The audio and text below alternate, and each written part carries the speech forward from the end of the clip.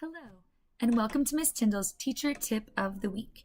Each week, I'll try to focus on one little part of our classroom, whether it's the curriculum, classroom procedures, or general things that happen in kindergarten, since it's a lot different than it used to be. I'm going to give you a little bit of background and maybe a tip to try at home. This week, we're going to be talking about active listening. And this is so important because active listeners are going to be able to listen and follow the directions. They're going to be able to comprehend the learning that's going on in the classroom, and they're going to be able to do their work much more efficiently. There are three components to active listening. The first one is that eyes track the speaker. This one is the most important because the first thing that I'm looking for to see if a child is listening is if they are looking at me. So we've been practicing as a class, having speakers walk around the room and having students track them with their eyes or even turning their bodies so that they can track the speaker a little better. This is so important. It goes really well with number 2, which is having a calm body.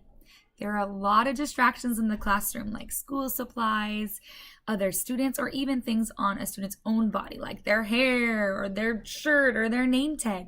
All of those things make it so that they're not tracking the speaker, which means they're not going to listen as well. And if they're fidgeting around with something at their desk, their neighbor might be distracted as well.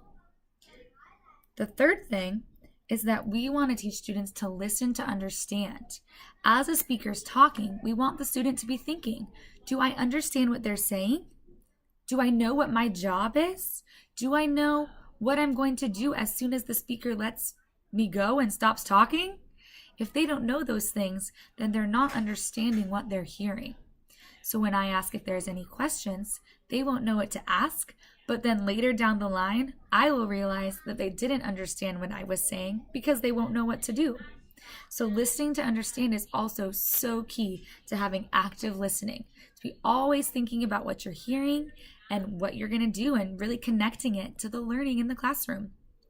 At home, this is something you can practice too.